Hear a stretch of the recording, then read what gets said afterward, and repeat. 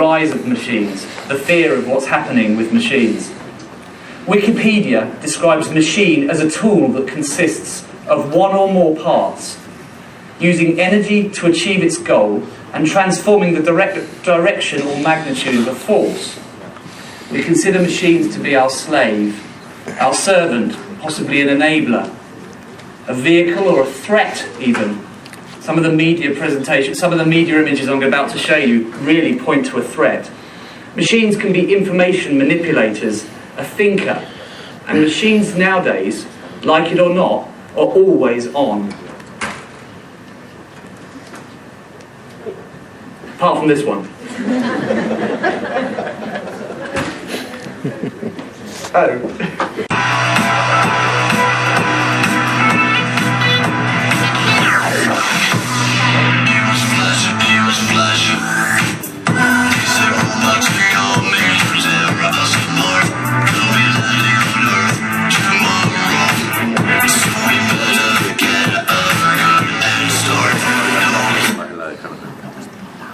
No? It didn't look like that video was working to me. It was a lovely little monologue of machines. Show you that was a common theme of machines and the way they're portrayed, or robots and the way they're portrayed, is as a revolution or as an ambition to overpower us. My favourite interpretation is from a video I'm hoping will work now. Was from the 2001 film where the supercomputer HAL 2000 decided that Dave, who was the astronaut in charge of the expedition into deep space, had become expendable. I'm rather hoping this video works. Click once.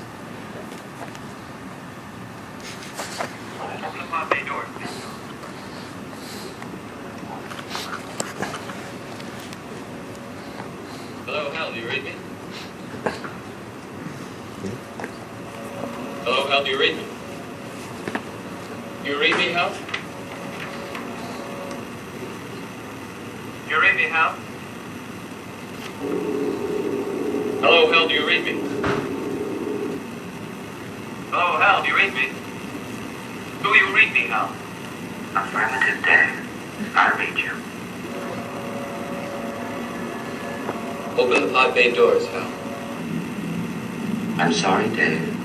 I'm afraid I can't do that. What's the problem? I think you know what the problem is just as well as I do. What are you talking about, Hal? This mission is too important for me to allow you to jeopardize it. I don't know what you're talking about, Hal. I know that you and Frank were planning to disconnect me, and I'm afraid that's something I cannot allow to happen.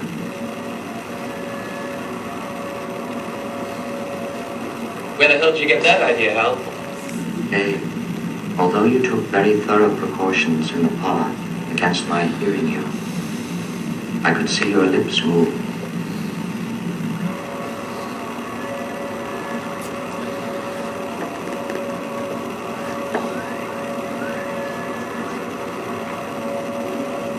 All right, Hal. I'll go in through the emergency airlock. Without your space helmet, Dave, we're going to find that rather difficult. Hal, I won't argue with you anymore. Open the doors. Dave, this conversation can serve no purpose anymore. Goodbye. Hal? Hal? Hal? Scary stuff. So what about the real world? Well, we're in a world where machines and the rise of them in the choice of programmatic buying is becoming the hot topic. So let's look at some other places where machines are used. They are our servants. At the tills, friendly gossip is no longer exchanged other than through a series of peeps. At the banks, the right numbers are far more effective now than a sharp suit or a patter to impress. At the filling station, the fuel to move on is dispensed by a white tongue of a printed receipt. And now, at some burger bars in the US, you no longer have to know how to pronounce the Big Mac or the Doppelganger in Germany. Simply point and a machine will do the rest, building a burger and dispensing it. The rise of the machines is everywhere. Our favourite, of course, is when you arrive home from a long day at work and you're greeted by a call machine, a call centre, robotically asking you whether you want to buy insurance or accident compensation. Some jobs that are out there are definitely going to be replaced by machines. There are, in fact, self-thinking machines being built right now for each of the jobs that I'm about to show you. Jobs where algorithms present computers with a set of choices in roles such as pharmacists, where pills are dispensed by an electronic program entered by a patient security code. Journalists, social media, mobile phones, blogs and search engines, and Wikipedia, need I say more. There are nannies now in Japan, listening device that talks back and reads bedtime stories to children. Soldiers, why send flesh and blood in when a drone will do it instead in a much safer way? There are casino workers, musicians, builders, astronauts waiting in the wings. And in one French town, they're even talking about providing a drone to deliver newspapers. We've watched and seen as the machines have evolved.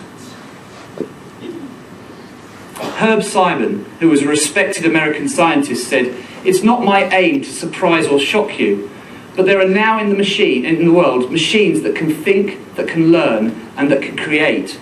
And moreover, their ability to do these things is going to increase rapidly." And what's interesting about that statement is he made it in 1958. Machines have progressed from the beasts of burden that rely on our mental and physical input and are proactive to a proactive and thinking cohesion of their own. At midday, on the 12th of May, in 1997, the chess computer Deep Blue beat Kasparov, our greatest grandmaster. It was big news at the time. It was on many, many newspapers. But why was this surprising? It was like putting a marathon runner up against a car.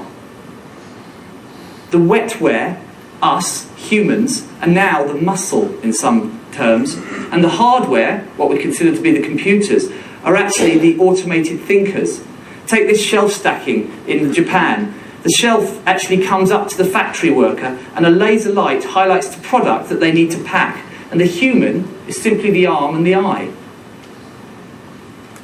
And robots are getting ever more customizable.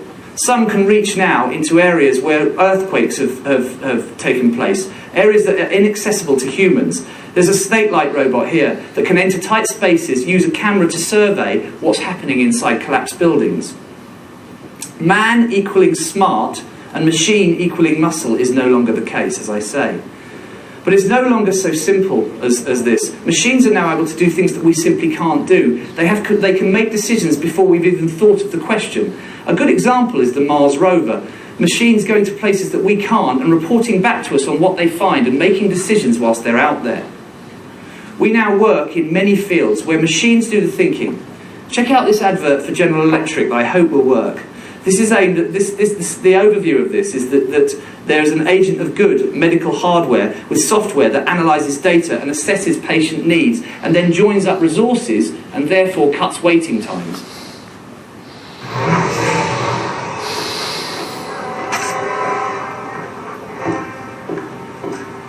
I found software that intrigues me. It appears it's an agent of good. GE has wired their medical hardware with innovative software to be in many places at the same time. Using data to connect patients to software, to nurses, to the right people and machines. Helping hospitals treat people even better while dramatically reducing waiting time. Now a waiting room is just a room.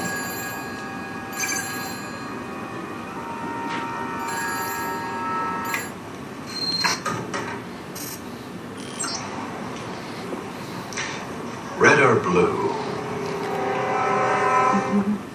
So I'm going to learn that next time I need to have less heavy data files, I think.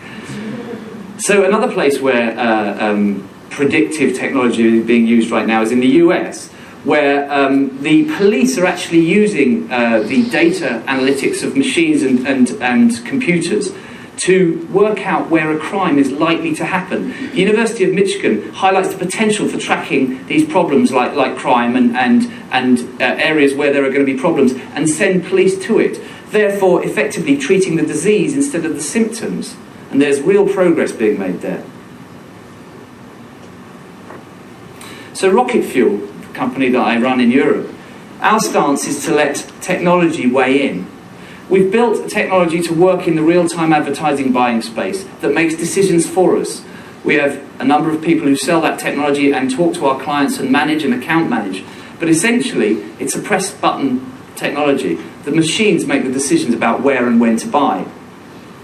Machines have become very close to some of us in person. This is Juan Civiliano, our managing director in Spain. I hope for those of you who hadn't had a chance to meet him, he's standing in the wings here ready to hand out his business card.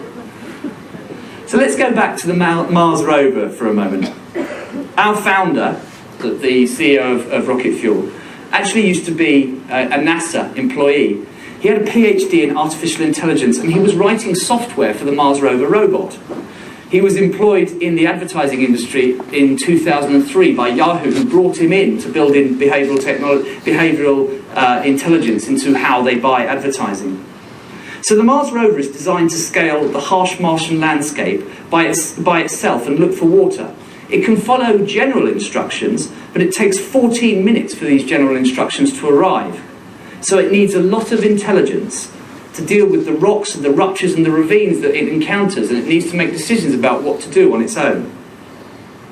The technology team at Rocket Fuel have built what you could call a prospect rover. It's designed to scale the harsh data landscapes by itself and look for conversions. It could follow general instructions, these instructions coming from our advertisers, but sometimes these take weeks to arrive. That's why it has intelligence to make those decisions for itself, and it makes those decisions in milliseconds. It never tires, it works 24 hours a day, it never goes to the bathroom, and it keeps getting smarter. So smart, in fact, that it can now take as many as 6 million decisions in a day, as many as 6 million people. With this capacity, Prospect Rover can take systematic and scientific approach to make advertising campaigns successful. The difference is like finding treasure buried in a desert. Most of us would rely on a treasure map and start digging, perhaps where there's a dead tree, or building around an area where we see on the map. And we'd probably find treasure. So we'd keep digging and making that hole larger in the hope of finding other treasure. But there's another way to do this. Do you take an army of metal detectors, potentially, and scan the desert and go digging in all the places so you can find things simultaneously? At Rocket Fuel, we like to say thank you for the map. Thank you for the engagement in where you know your audiences are. Let us bring an army of metal detectors out there and into an entire desert and look for treasure. And once we've found those pockets of treasure, let's look for scalability and start digging in all of them at once. Then as soon as one pocket dries up, the digging is not delayed, but it's digging elsewhere and looking for advertisers that convert. The second revolutionary aspect of programmatic buying is real-time bidding. In the blink of an eye right now, about a quarter of a second that is, right now we're making about 81,018 decisions about how much to bid for and which impression on what site to which advertiser.